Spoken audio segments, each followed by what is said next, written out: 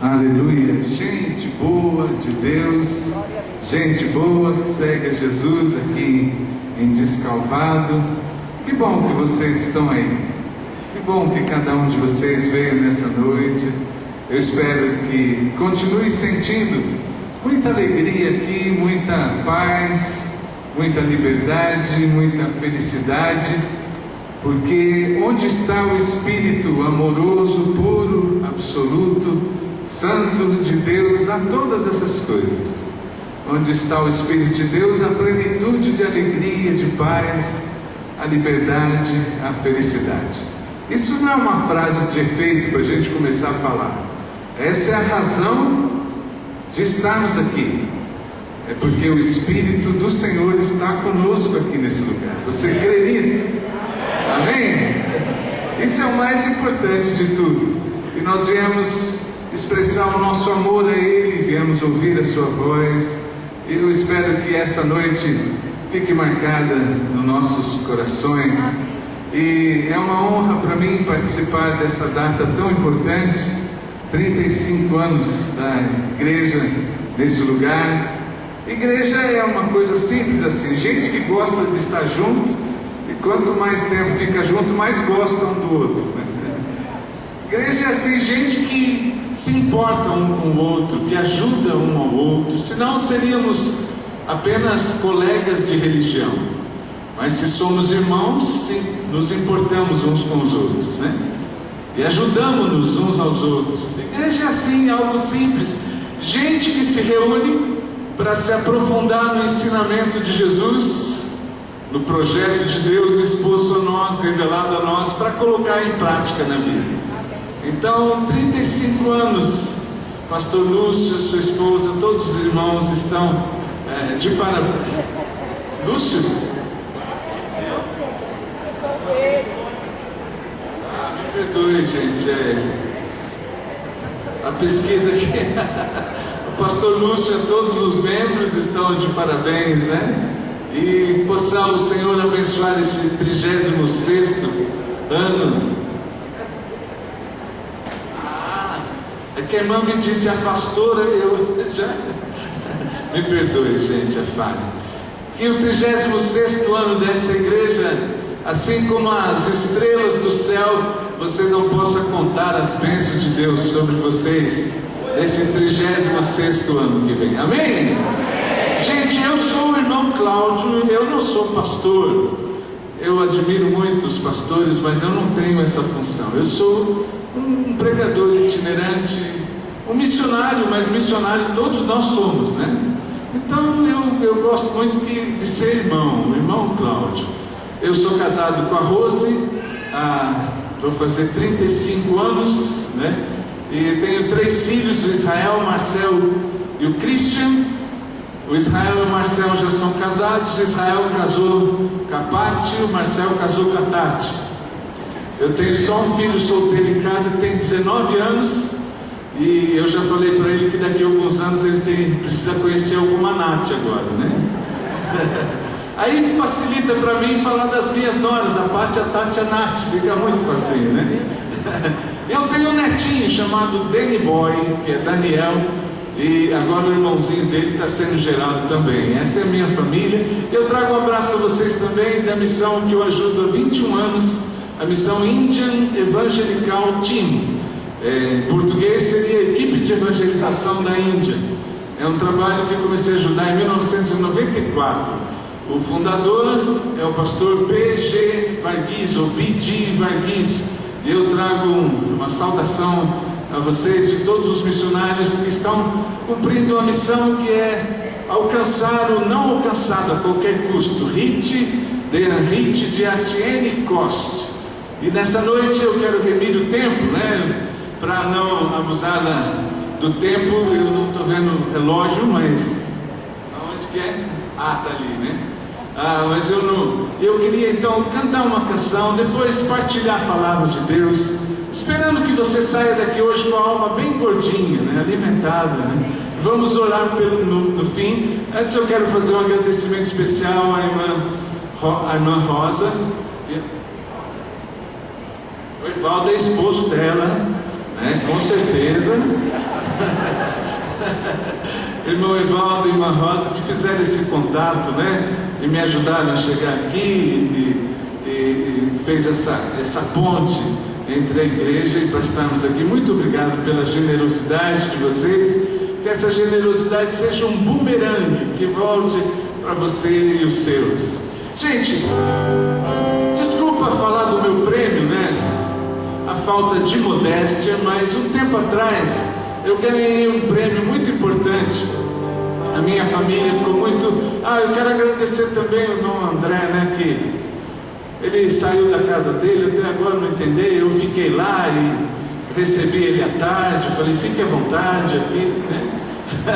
Muito obrigado, André, de me ceder a sua casa para ficar essa tarde. Gente, o meu prêmio, eu ganhei um prêmio muito importante como missionário mais desajeitado do Brasil. É claro que o prêmio é brincadeira, mas os motivos são verdadeiros. Eu estava pregando em Campinas, numa igreja que estava em reforma, um templo em reforma, e eu fui falar como é que brinca de esconde-esconde lá na Índia e no Japão. Na Índia chama hide and seek, no Japão chama kakurembo, a brincadeira de esconde-esconde. E eu fui fazer um menininho que vai bater cara. Eu olhei atrás de mim assim, era igual aqui. Atrás de mim tinha uma cortina de fora a fora. Gente, eu estava certo que tinha uma parede atrás daquela cortina. Mas só quando eu debrucei ali que eu descobri que não tinha não. Quando eu encostei ali que eu descobri que atrás daquela cortina, sem nenhuma proteção, tinha um tanque batismal cheio d'água. Eu caí lá dentro. Eu tive que sair pelos fundos e voltar outro dia para tentar pregar naquela igreja, né? Por isso eu peço a vocês que perdoem alguma falta de jeito aqui, né? Mas a banda aqui me ajudaram, eu queria até apresentar a vocês, esses irmãos. Na verdade eles tocam no Hillsong da Austrália e vieram tocar comigo hoje. Irmão Thomas Peterson, Philip Williams, John Ryan e toda a turma que está aqui atrás, né? Eu escrevi essa canção que eu queria cantar com você. Pode cantar sentado mesmo? Ainda bem que eu registrei essa canção. Meu pai registrou para mim. Eu escrevi essa canção, eu tinha 16 anos. Já faz uns 5 anos já. Que eu não lembro mais quanto tempo faz. A letra diz que a alegria está no coração de quem conhece Jesus. A verdadeira paz só tem aquele que conhece Jesus. O sentimento mais precioso que vem do Senhor é o amor que só tem quem conhece Jesus. Você pode olhar lá na internet, quando o Padre Marcelo gravou em 98, nós recebemos direitos autorais e nos ajudou lá na Índia. Mas eu queria cantar com você sentado mesmo. A alegria está no coração de quem já conhece a Jesus. A verdadeira paz só tem aquele que já conhece a Jesus. O sentimento mais precioso que vem do nosso Senhor é o amor que só tem quem já conhece a Jesus. Olha vocês, aleluia! Só vocês, aleluia!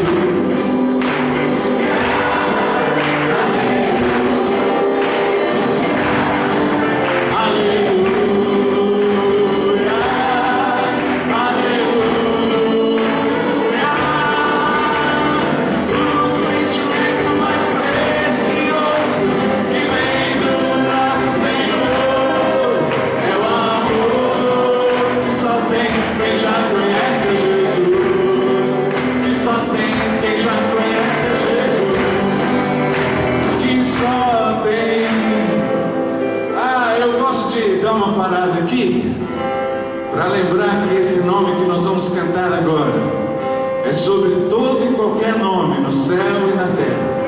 É um nome que tem todo o poder e toda a autoridade, sobretudo sobre todo o governo espiritual. É o nome daquele que é o único alimento para o espírito humano, aquele que disse: eu sou o pão vivo que desceu do céu, aquele que é água viva, na sua totalidade. Ele não é uma interpretação fração de Deus, uma parte de Deus. Ele é Deus na sua totalidade. O Deus que existia antes de existirem as religiões. Por isso, quando cantar o nome de Jesus, eu vou pedir que você aclame a esse nome. Aclame ao Espírito de Deus que está conosco aqui. Está facinho de você sintonizar a emissora do alto nessa noite. Ajusta a antena aí. O Espírito de Deus está conosco nessa noite. Quando cantar o nome de Jesus, não só aplauda, mas abre os teus lábios e deixa que o Espírito encha de palavras boas, de gratidão, de louvor, de adoração. Eu quero ver como que vai ser isso aqui nessa noite. Por esse aplauso e por essa aclamação, os organizadores vão dizer quantas pessoas tem aqui hoje. Os organizadores vão dizer que tem 200 mil pessoas. A polícia militar um pouquinho menos. Vamos ver? Que já... Por favor, pode sentar um pouquinho? Aí. Quando cantar o nome G para cantar Jesus, você fica em pé e aplaude, tá bom? Que já conhece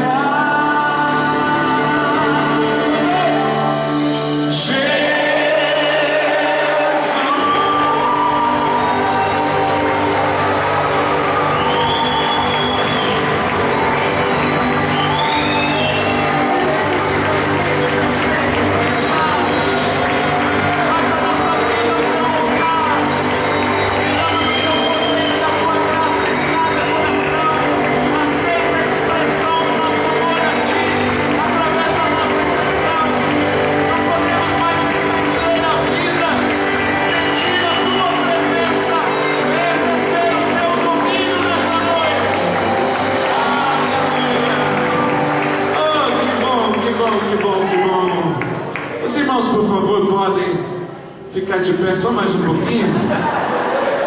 Antes de sentar, dá um abraço só em quem está do seu lado e diga com alegria: Deus está conosco nessa noite. Aí você pode sentar. Pode sentar.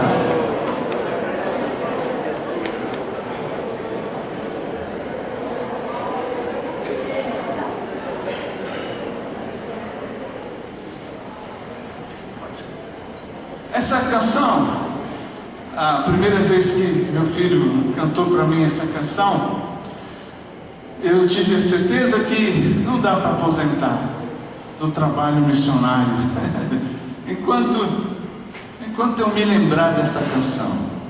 Não dá para aposentar. Talvez você vai saber por quê. O violãozinho.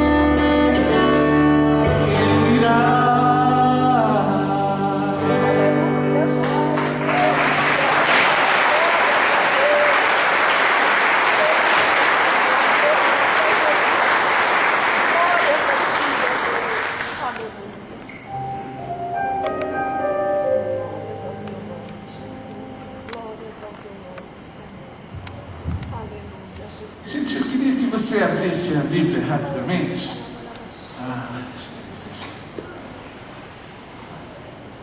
O pastor não falou que hora que termina o culto, mas eu mais ou menos eu imagino. Outro dia eu fui pregar em Campinas, eu falei, pastor, até que hora eu posso pregar? O pastor disse, não se preocupe com isso, irmão. Canta bastante, prega à vontade.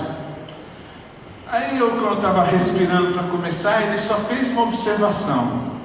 Ele disse, o povo vai embora às 9 horas, mas você fica aí, irmão, até a hora que você quiser. Então, mais ou menos, eu imagino a hora que vocês vão embora. Eu queria que você abrisse em Mateus capítulo 6.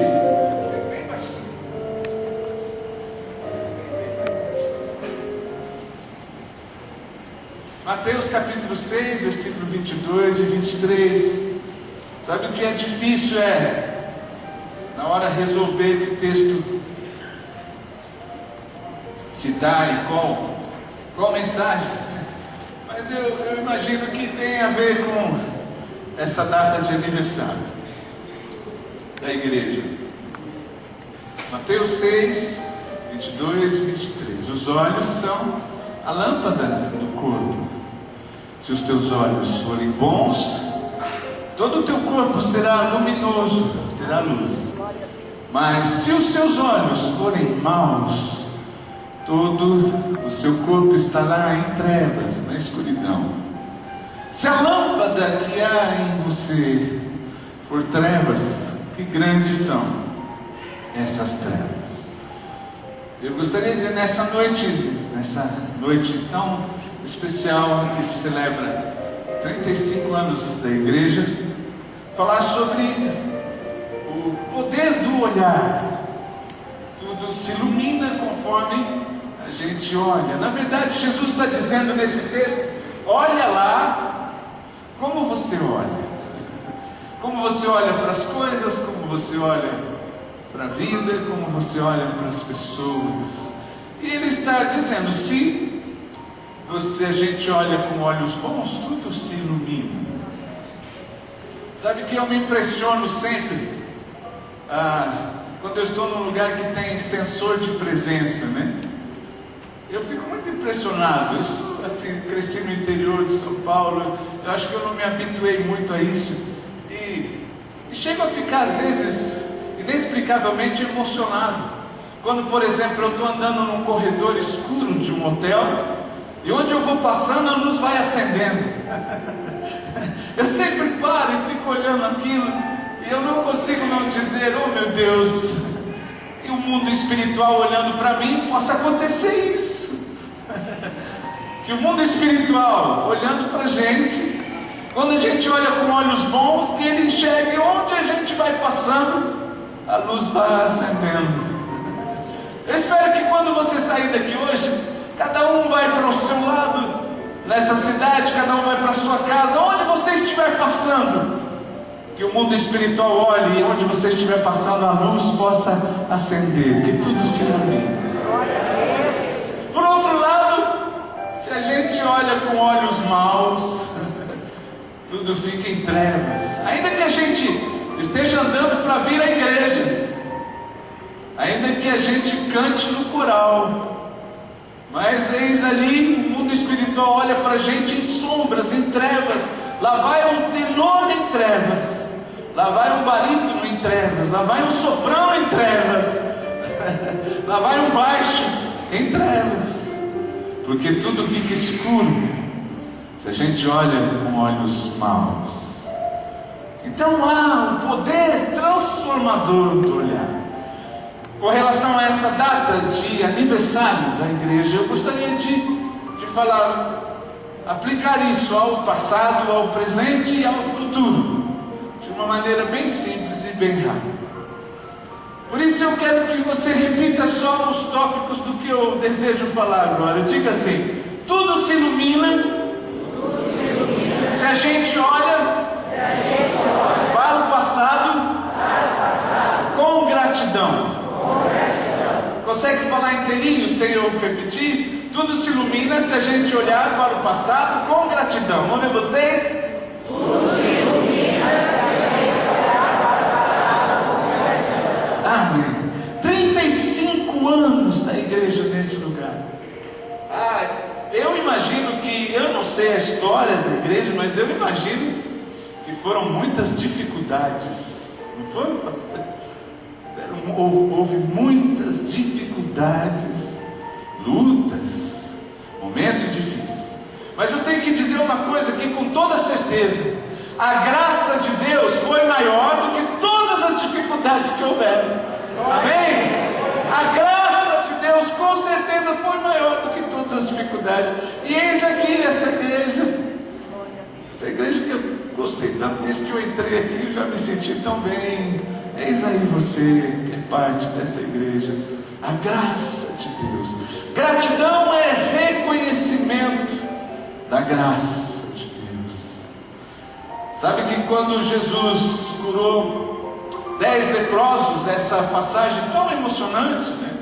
Quando ele disse para que eles fossem se apresentar ao sacerdote para cumprir o ritual, para cumprir o cerimonial, o cumprimento da obrigação religiosa.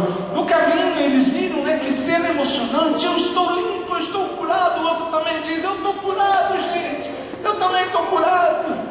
Os 10 foram curados, mas só um voltou para trazer a Jesus algo de que ele se agrada, que é a gratidão.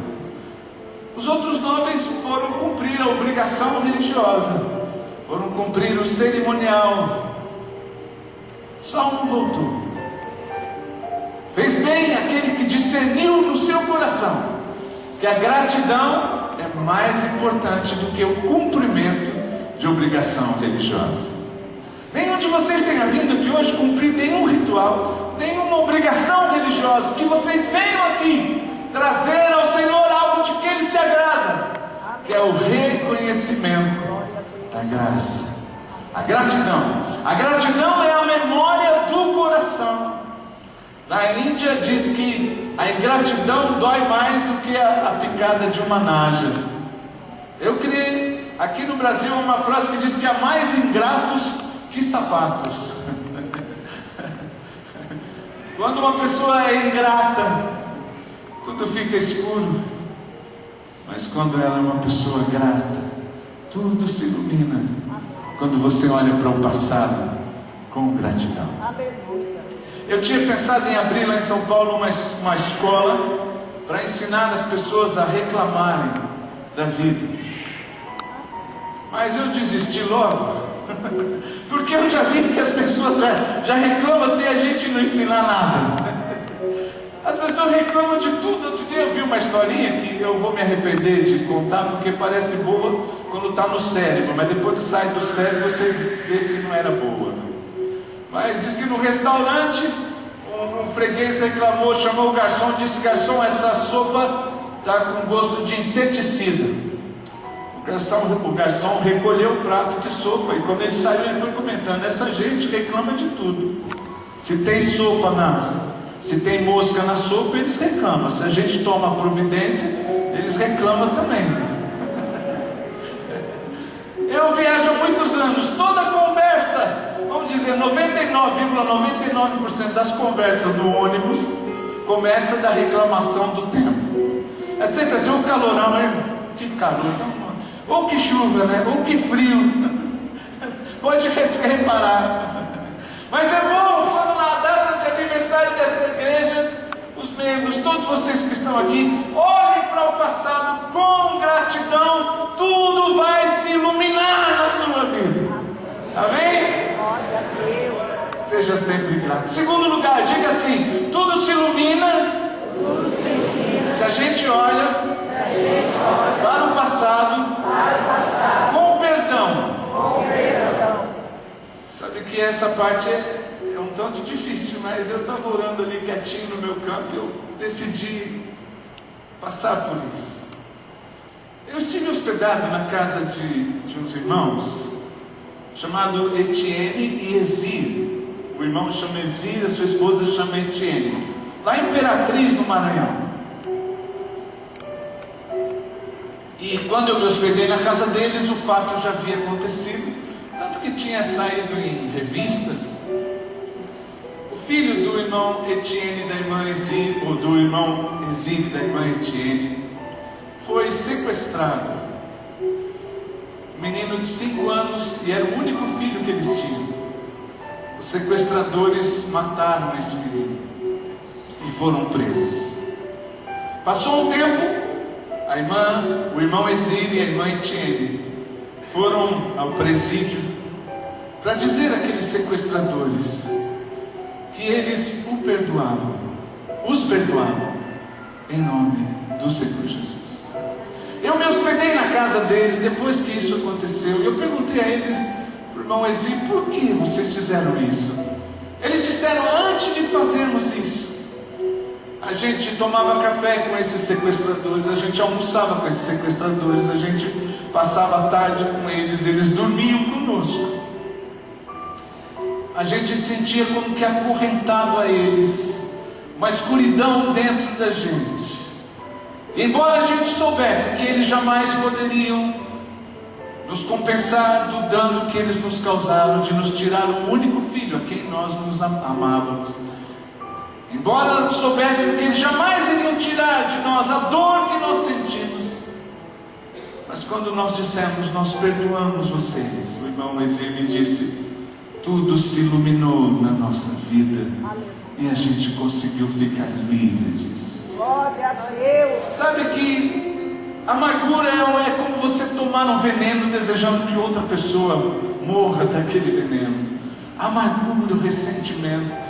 Talvez na história de igrejas, por aí a gente vê há tantas amarguras, tantos ressentimentos, grupos que se dividem, grupos que se rebelam, grupos que se voltam uns com os outros.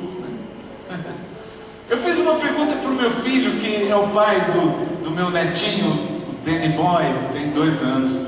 Eu testei no meu filho porque eu vi que a pergunta era muito forte. Eu testei com ele. Ele nem respondeu, ele só olhou para mim e disse, ô papito, mas que pergunta é essa?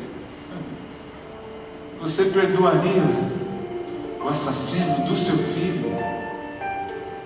Você perdoaria o assassino do seu filho? Ai, que pergunta. Mandela. Tem gente que não fala Mandela, fala mãe de quem? Não, Mandela, o grande libertador, o grande presidente da África do Sul. Ele ficou preso 27 anos, 17 anos, ele ficou preso numa espécie de jaula de 1,60 m de altura. Ele só era tirado dali para ser espancado, para ser submetido a sessões de espancamento, de choque, que o levavam à beira da morte. Mas a história mudou e Mandela se tornou o grande presidente da África do Sul. O que você imagina que Mandela fez com seus algozes? Com os carcereiros que o maltrataram durante tantos anos? Alguns já imaginam, ele crucificou essa gente de ponta cabeça e fincou a cabeça deles em estacas e colocou nas ruas para envergonhá-los. Não, Mandela os colocou à mesa com ele no seu banquete de posse e os tratou como convidados de honra. Glória a Deus, louvado seja O que ele fez, tudo se ilumina se você olha para o passado com perdão. Sabe que muita gente aí, a questão não é você perdoaria o assassino do seu filho, não é perdoaria os seus algozes. Às vezes é um irmão que quando o irmão chega o outro sai, um parente. Às vezes a questão não é essa, são questões tão pequenas. Ele olhou para mim e não me cumprimentou, ou ele me cumprimentou com uma voz diferente. Eu quero dizer a você, Jesus ele não nos deu liberdade para decidir o que é perdoável e o que não é. A comparação que ele fez é que muita gente é perdoada de 5 bilhões e não perdoa 5 centavos. Essa foi a comparação que ele fez. Portanto, quão grandes são as trevas se você está nutrindo essa amargura, esse ressentimento, essa falta de perdão. Eu tenho esperança e vai valer a pena eu ter vindo hoje aqui para falar isso em nome de Jesus, que você fique livre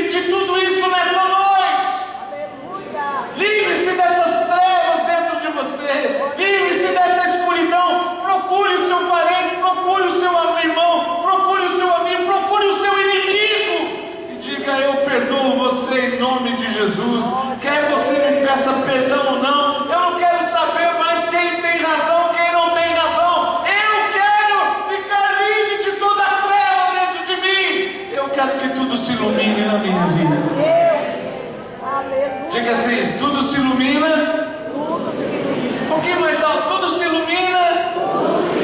Se no presente a gente olha para as pessoas com compaixão. Eu quero falar isso na prática. Eu escrevi: Índia é uma história de compaixão. Eu tenho pregado sobre compaixão já há algum tempo, há alguns anos. A compaixão, se alguém quiser, pode vir pegar aqui, viu, gente? Cada vez que eu vou pegar, eu fico com dó de vocês. Eu tenho compaixão. Pode vir pegar se quiser. Compaixão é se colocar no lugar do outro. Compaixão é sentir a dor do outro como se fosse sua própria dor. A compaixão é um estágio da caminhada rumo a Deus, que é a caminhada rumo à perfeição, e Jesus chama isso de felicidade. A compaixão é estar adiantado nessa estrada que leva a Deus. É você sentir por aquele que você encontra pelo caminho, em relação à dor dessa pessoa, o que você sentiria se fosse a de um parente, ou de um querido seu. Eu tinha pregado isso quase com essas palavras numa cidade chamada Pirapozinho, no interior de São Paulo. Terminou o culto, o pastor Edmar me deu uma carona até Presidente Prudente, e a pedido meu ele me deixou na garagem da Aviação Mota, e eu queria pegar aqueles ônibus que vêm lá do Mato Grosso para o interior de São Paulo. 2h da manhã eu consegui pegar um ônibus daquele e desci na rodoviária de Assis, no interior de São Paulo, pertinho da minha terra ali. 4h15 da manhã eu desci do ônibus e já entrei no toalete. Eu tinha acabado de pregar sobre compaixão, e quando eu entrei naquele banheiro, eu vi um rapaz caído ali, e uma figura muito triste, um rapaz com o cabelo grande, todo atrapalhado, a barba grande, caído no chão, a roupa toda rasgada, uma das muletas jogada de um lado, outra muleta jogada de outro, um cheiro muito forte, havia vômito ali ao redor dele, e ainda água suja do mictório, que transbordava do mictório, a água suja caindo em cima dele. Eu tinha acabado de pregar sobre compaixão, de sentir por aquele que a gente encontra o que a gente sentiria se fosse alguém querido da gente. Eu estava sem o óculos, e de propósito ainda estreitei um pouquinho mais a minha vista, e eu procurei enxergar meus filhos ali, naquela cena. Em primeiro lugar, eu imaginei o meu filho mais velho, Israel, e o Israel é magro, e aquele rapaz é magro também. Eu consegui ver o Israel direitinho ali, claro que com a vista embaçada, e quando eu imaginei, eu vi o Israel direitinho, eu disse: Deus do céu, e se fosse o Israel caído aí, com a vida destruída desse jeito? Depois eu imaginei o Marcel, meu filho do meio, e por fim o Christian, e eu vi direitinho o Christian, mas com aquele cabelo, com aquela barba. Eu falava: Deus do céu, e se fosse o Christian assim, com a vida destruída?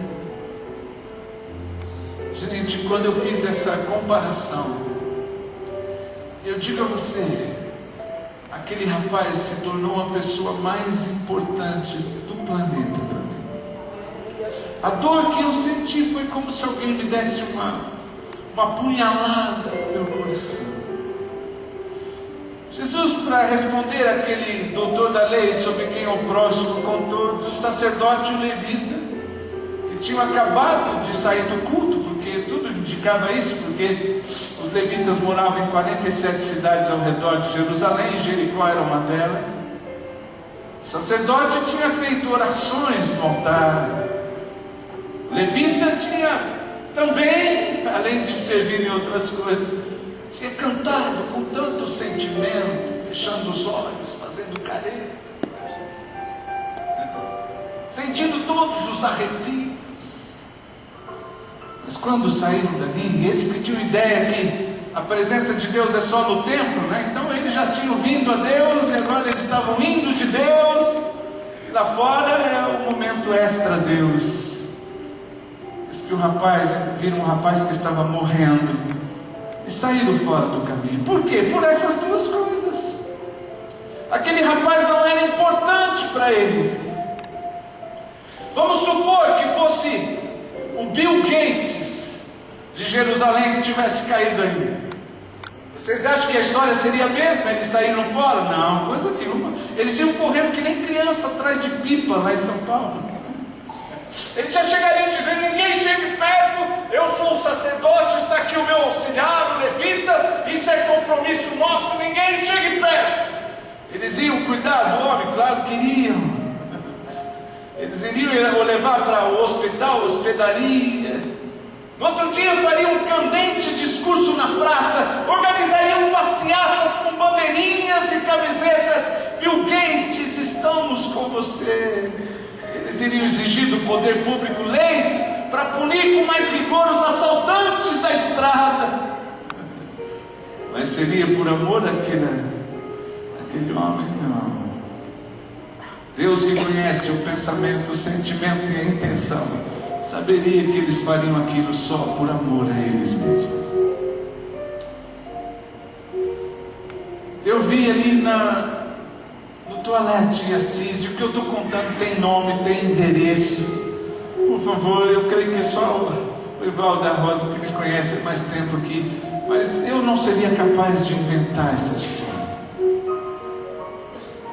Eu percebi que ali naquele toalete, 4 e tanto da manhã, Deus estava me ensinando na teoria o que eu pregava na prática.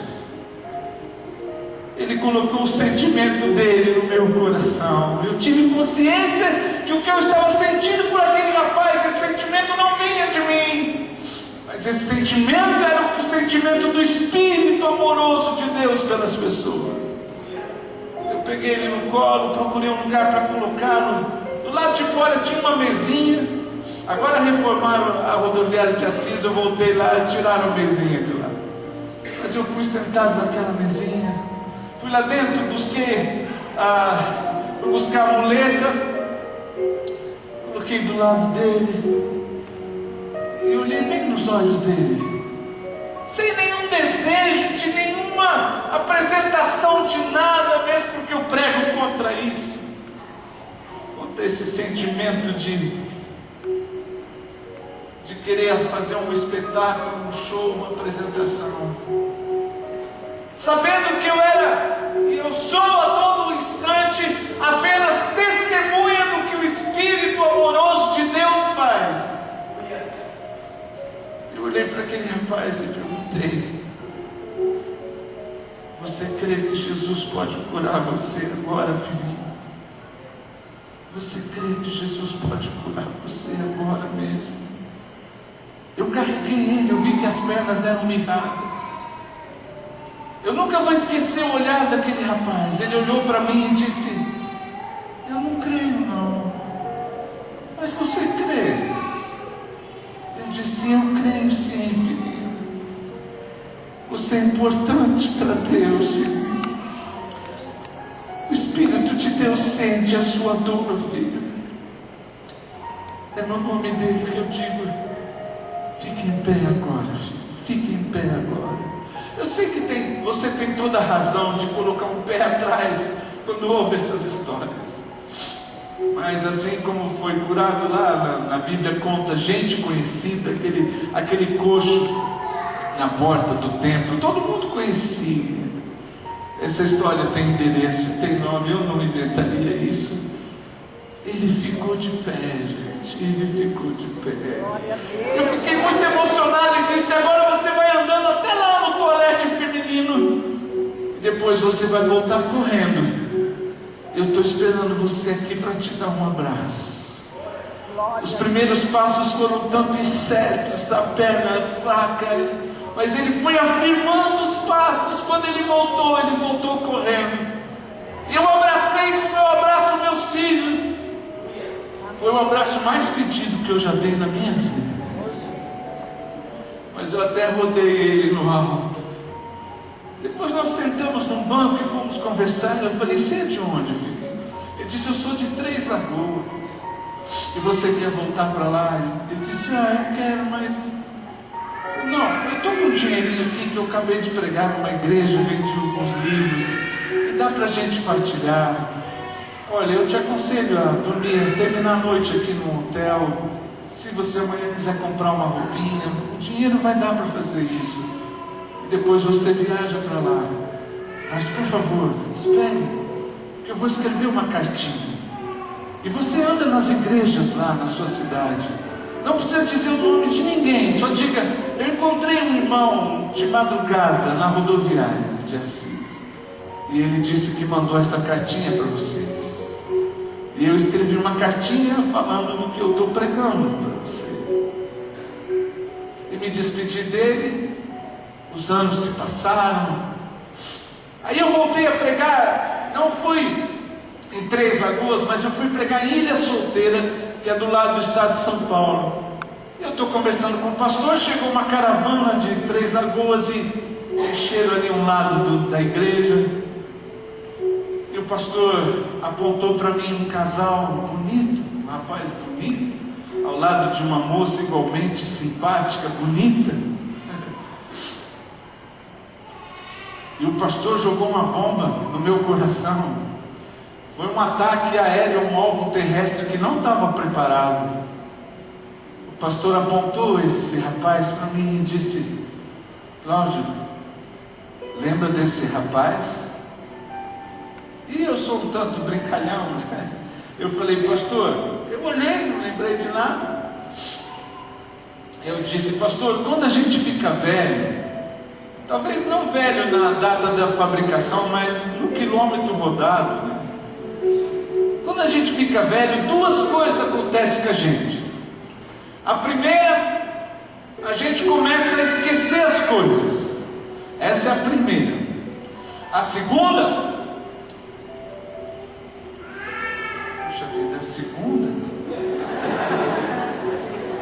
aí foi que o pastor jogou a bomba sem eu estar preparado. Míssel de amor. O pastor apontou e disse: é o rapaz que você encontrou na rodoviária de Assis. Aí eu olhei para ele, um rapaz bonito, barbeado. Foi eu olhar para ele, ele olhar para mim, ele já saiu do lugar, eu saí do meu lugar e a gente se abraçou de novo. Aí foi o abraço mais cheiroso que eu dei na minha vida.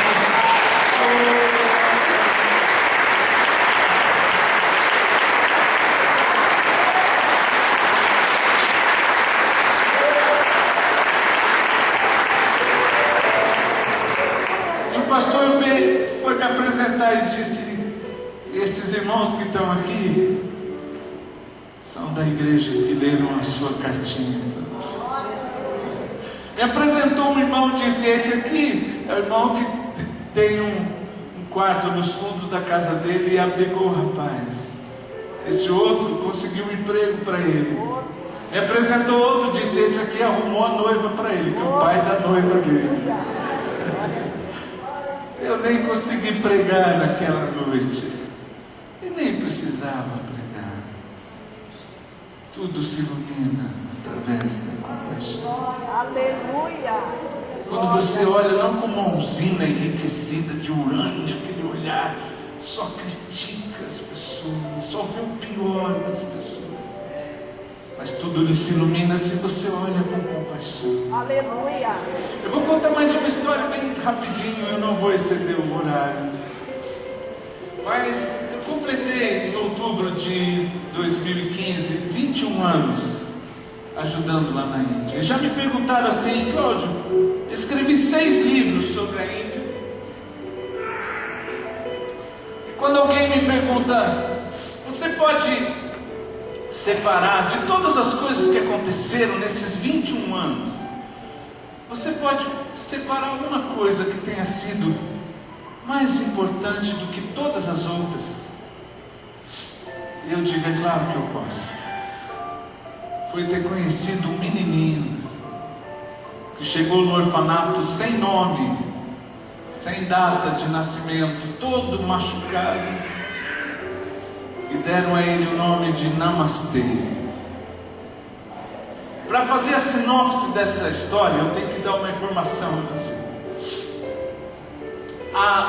Domingo à tarde tem passado aqui o The Voice Kids.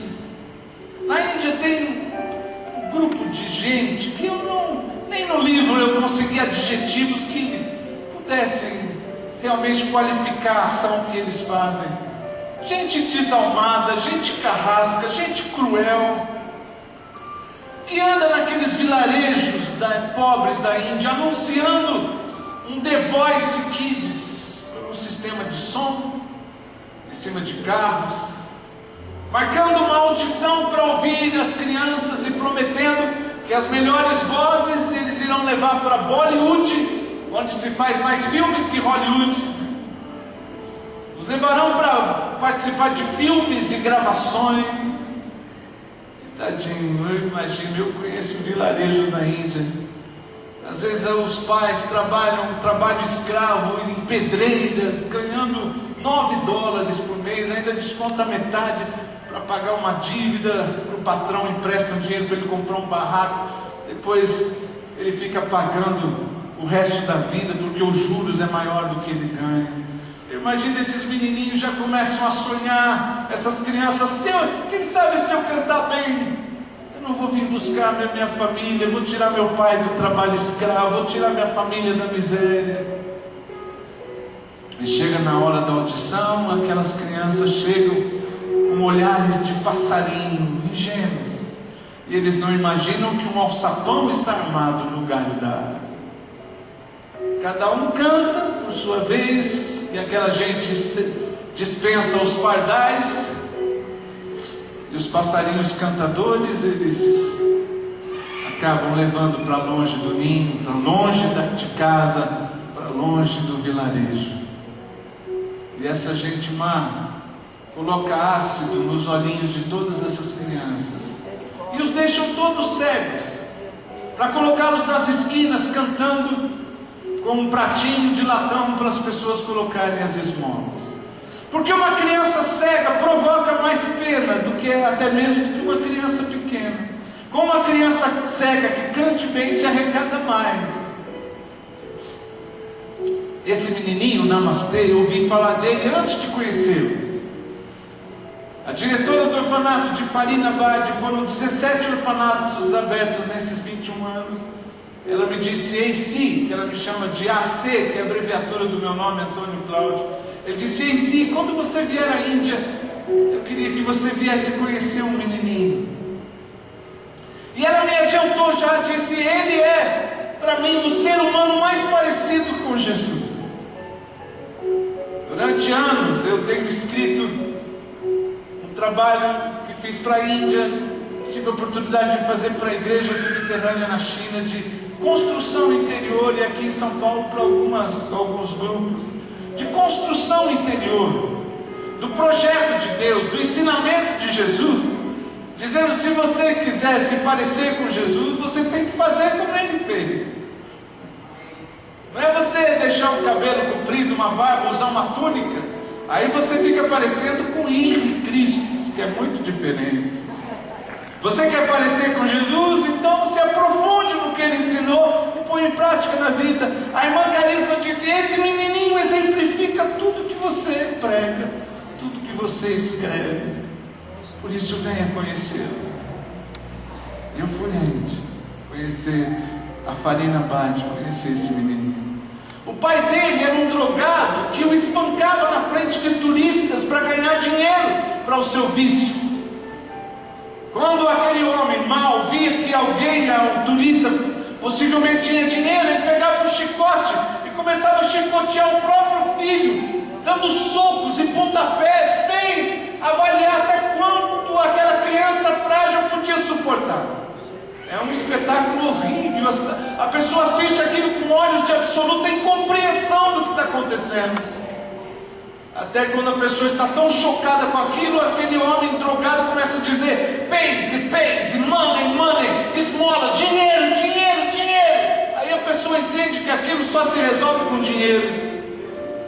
O músico da Nova Zelândia, de Christchurch, eu já fui pregar lá na sua igreja, John Whipple, ele tirou uma nota de $100, tão escandalizado de ver aquele espancamento, ele tirou uma nota de $100, sem saber se o homem entendia inglês. Ele gritou: para com isso, é dinheiro que você quer, pega o dinheiro.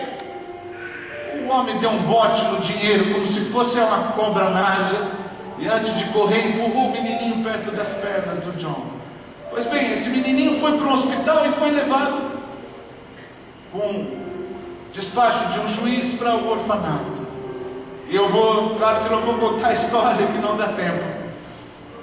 A irmã Carisma, antes de eu conhecê-lo ainda, me disse: é claro que as feridas da alma demoraram tanto para sarar, como as feridas do corpo, mas esse menininho teve uma experiência tão profunda com o Espírito de Deus, e ele procura saber tudo que Jesus ensinou para pôr em prática na vida dele. Aleluia, Jesus. Já fazia algum tempo que ele fazia isso. A irmã Carisma me disse: você acredita que ele cuida dos velhinhos aqui perto de uma favela? Todo dia ele vai lá ver os que os velhinhos precisam, anda 40 minutos até a cidade, os comerciantes já o conhecem e provém a listinha dele. Aí ele volta e traz o remédio, traz o que falta para aquela gente. Eu fui a Farinabad conhecer esse menininho, não tenho tempo de contar,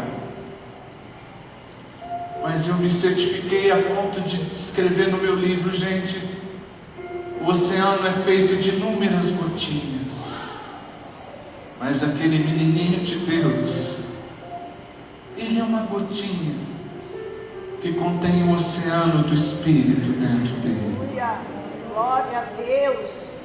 Eu falei de compaixão para aquelas crianças e fui embora. Na quinta-feira, me disseram que sexta-feira ele foi visto sentadinho no portão do orfanato, pensativo, de tardezinha, e ele sumiu na sexta-feira. Todo mundo procurou pela região, ninguém encontrou. Ele só apareceu de volta no sábado.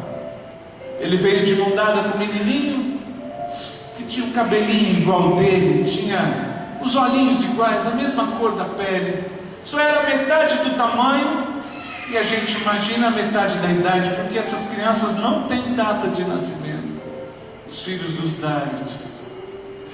Na ficha constava que o Namastê devia ter de 11 para 12 anos, e o irmãozinho dele de 5 para 6 anos.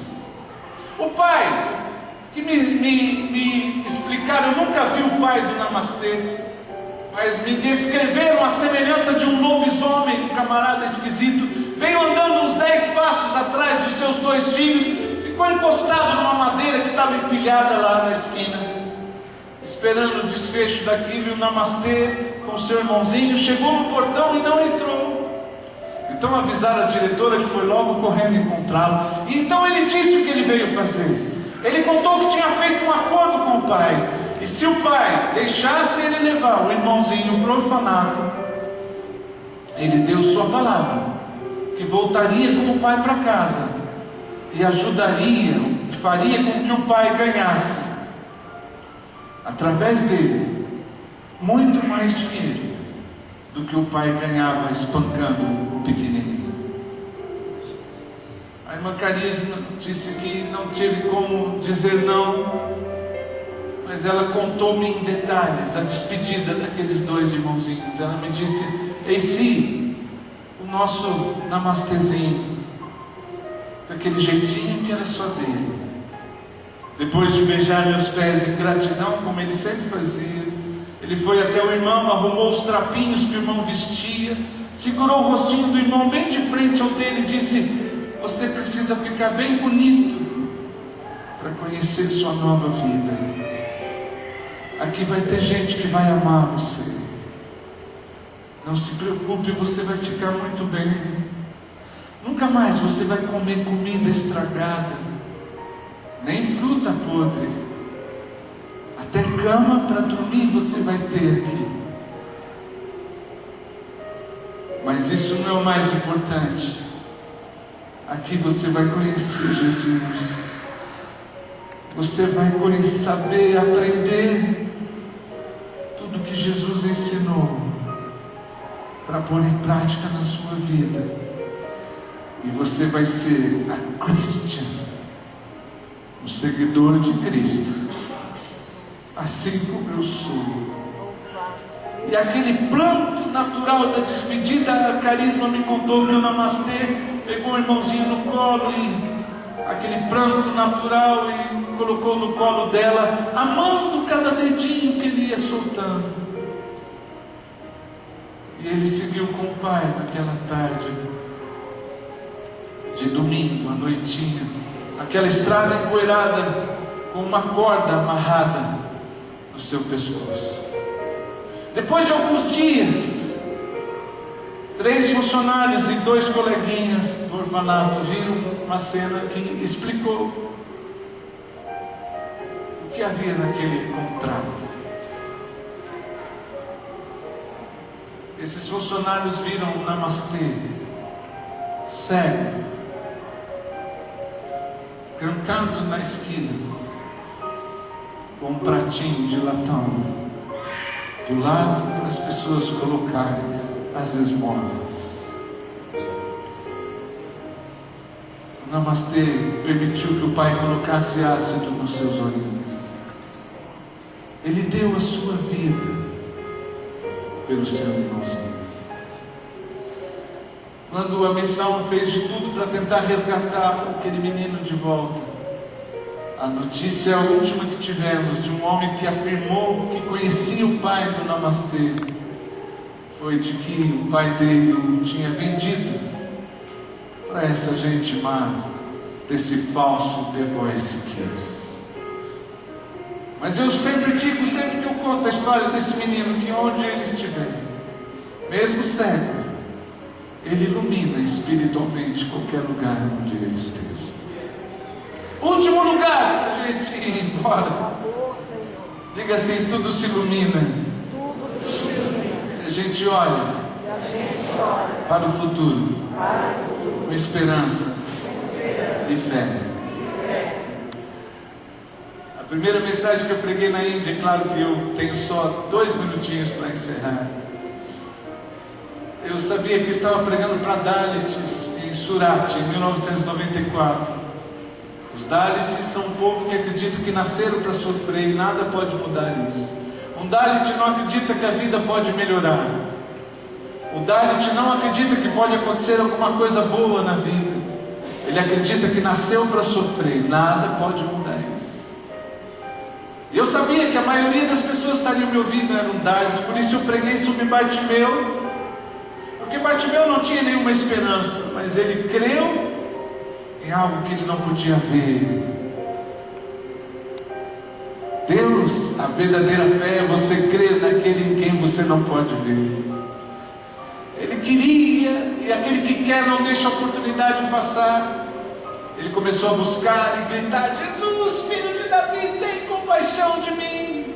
E por fim, eu só quero terminar destacando isso. Chegou aquele momento em que a fé explode dentro do coração do ser humano. Por isso Jesus fez a comparação que a fé é assim como o grão de mostarda. Não é que seja pequeno, mas o grão de mostarda, sendo a menor semente, ele, numa certa hora, ele cresce tanto que ele se torna uma árvore grandona e os passarinhos fazem ninhos nos seus galhos. Chegou uma hora em que a fé explodiu dentro do coração de Bartimeu. Foi quando alguém disse: anima-te, levanta, Jesus mandou chamar você, filho. Ele deu um pulo porque a fé explodiu dentro do coração dele. Ele pegou a capa que ele usava e ele jogou longe.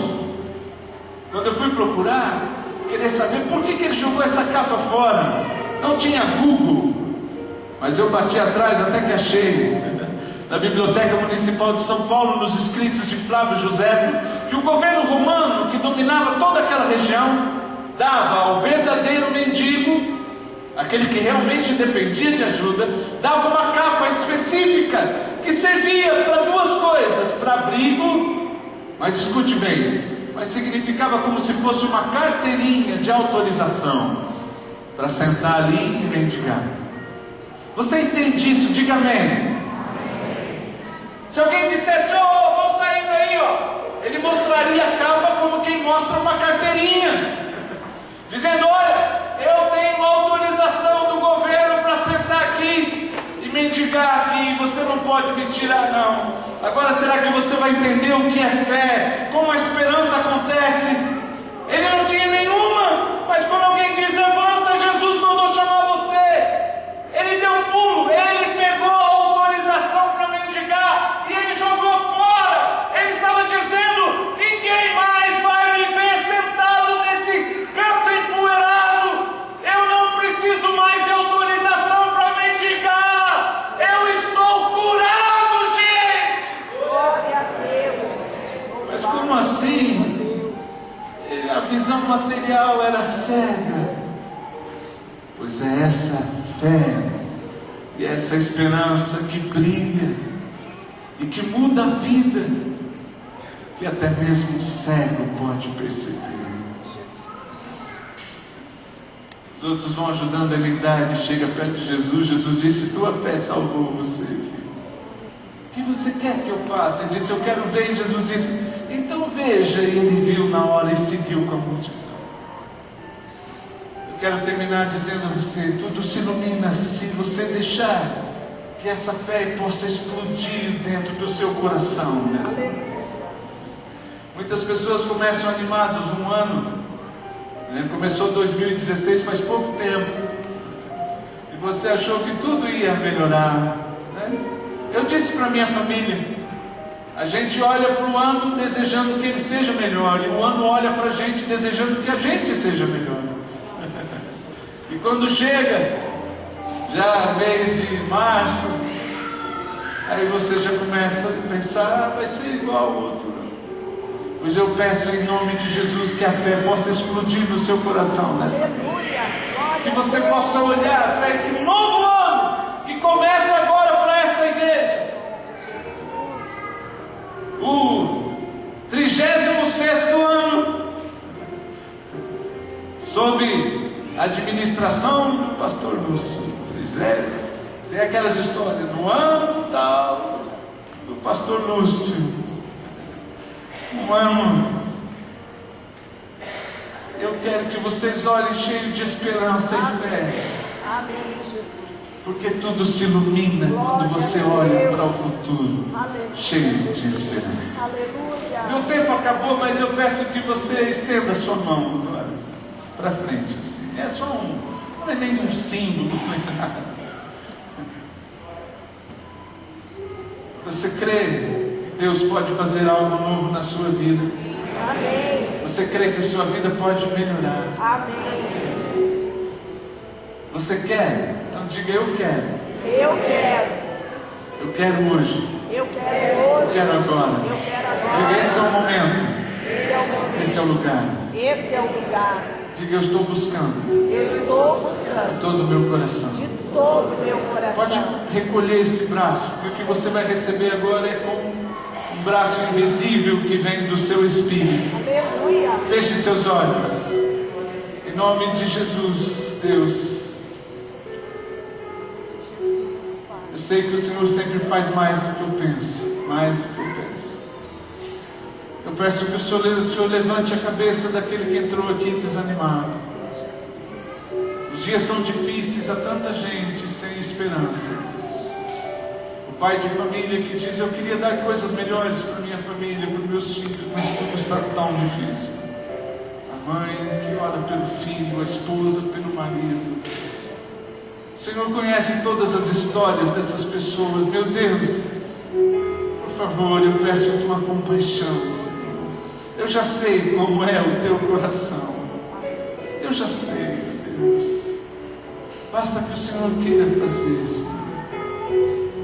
Basta que o Senhor mesmo diga amém a essa minha oração. Porque o que é mais importante é o Senhor mesmo dizer, assim seja. Renova as esperanças, Senhor. Que a fé possa explodir no coração dessas pessoas e possa mudar a vida deles.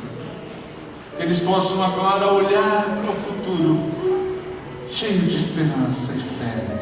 Que essa igreja que completa aniversário hoje, todos os irmãos possam olhar para o 36º ano cheio de esperança, Senhor. Que a tua luz e a tua glória vai brilhar na vida deles nesse ano, Pai.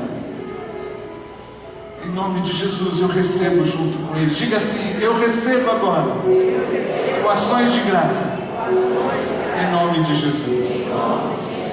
Gente, o meu tempo acabou. Lá na Índia a gente cumprimenta e despede dizendo Namastê. Só de juntar as mãos significa eu sou seu amigo.